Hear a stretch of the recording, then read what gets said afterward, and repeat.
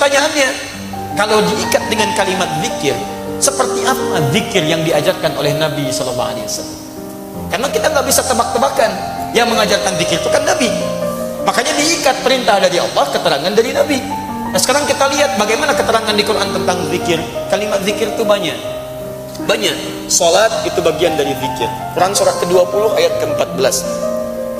Innani anallahu la ilaha illa ana fa'budni wa aqimis salata lidzikri. Saya Allah, tidak ada Tuhan selain saya, kata Allah, sembah saya. Bagaimana menyembah Allah? Wa aqimis salat, tunaikan salat lidzikri, sebagai zikir kepada saya. Teruskan lagi, maaf, subhanallah, alhamdulillah, Allahu akbar, kalimat thayyibah itu zikir. Dari mana tahu dalilnya? Quran surah keempat ayat 103, paling kanan sebelah atas. Fa idza qadaytumus salata fadhkurullaha qiyaman wa qu'udan wa 'ala junubikum. Kalau Anda selesai menunaikan salat, perbanyak zikir pada Allah. Mau sambil berdiri silakan. Maksudnya kalau Anda buru-buru, kadang-kadang kan Anda salat di kantor, jedanya kan singkat. Begitu selesai salat, Anda mesti kembali ke kantor. Daripada Anda ngobrol tidak karuan, kenapa tidak diisi dengan zikir? Apa enggak bisa astagfirullah sambil jalan? Astagfirullah, astagfirullah, astagfirullah, subhanallah, alhamdulillah. Daripada Anda bicarakan yang tidak-tidak. Tahu nggak tadi peci imamnya? Iya, yang sedikit ya. Masya Allah, baru sholat sudah ngobrolin imamnya. Anda aja belum tentu jadi imam. Jadi apa salahnya Anda keluar baca kalimat thayyibah, subhanallah, alhamdulillah, qiyaman wa qu'udan.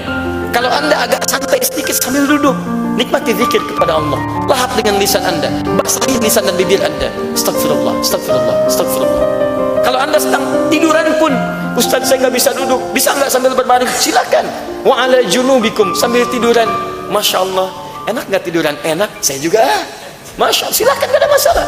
Yang penting selesai salat ya subhanallah, alhamdulillah, Allahu akbar, astagfirullah, la haula wala quwwata illa billah. Kalimat thayyibat itu zikir. Baca Quran itu zikir, baca Quran. Karena Quran disebut zikir. Quran surah 15 ayat ke-9. Silakan cek teman-teman. Inna nahnu nazzalna dzikra wa inna lahu lahafizun. Inna nahnu nazzalna dzikra. Kami yang turunkan Al-Quran sebagai zikir. Jadi Anda ketika baca Al-Quran Anda sedang zikir. Jangan dikira zikir kalimat thayyibah subhanallah alhamdulillah saja, tidak. Anda baca Quran itu sedang zikir. Bukankah saat baca Quran Anda ingat Allah? Bahkan ada yang dibacakan Quran langsung bertambah keimanannya. Quran surah 8 ayat kedua. Innamal mu'minuna alladzina idza dzukirallahu wajilat qulubuhum. Orang beriman itu disebutkan zikir pada Allah, saya bergetar jiwanya. Wa idza tuliyat 'alaihim ayatu zadatum imana. Apalagi kalau dibacakan ayat-ayat Allah, bertambah keimanannya. Nah, menghafal Quran disebut zikir. Bahkan zikirnya 4 kali lebih hebat daripada membaca. Jadi kalau Anda bawa mushaf begini, dengan yang menghafalkan dibacakan, itu yang menghafal membaca nilainya 4 kali dibandingkan dengan yang baca biasa. Dalilnya Quran surah ke-54 ayat 17, ayat 22, ayat 32, ayat ke-40, 4 kali disebutkan. Walaqad yassarnal Qur'ana lidzikri fahal mim muddakir. Kami telah mudahkan Al-Quran untuk dihafalkan sebagai zikir. Di ketika Anda menghafal Quran, Anda sedang zikir. Berdoa bagian dari zikir. Doa itu zikir. Buka Quran surah ke-7 ayat 205. Wadhkur rabbaka fi nafsika tadarruan wa khifatan wa dunal jahri minal qaul. Wadhkur, silakan zikir, doa.